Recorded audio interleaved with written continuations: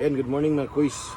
Maraming nagtanong sa atin mga kuys kung ano daw tong parang tubig na nandito sa pitso ng manok mga kuys. Siguro na-encounter nyo din ito mga kuys. So, ano daw ang dapat gawin para matanggal ito mga kuys? Well, sa base experience ko mga kuys, so ang ginawa ko mga kuys is hinayaan ko lang siya na andito siya. For sure mga kuys, mawawala din yan. Hindi ito mag-stay na matagal sa manok. So pag matured ng manok, mawawala din to mga kuys. Itong parang tubig na nandito sa pitso ng manok. Hayaan nyo lang mga kuys kung may ganito din manok nyo.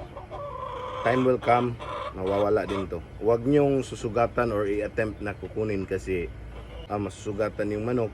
May tendency mga kuys na hindi na mag-heal yung sugat nila dito sa pitso nila. Please like and share mga kuys para makatulong din sa iba. Salamat mga kuys and God bless you.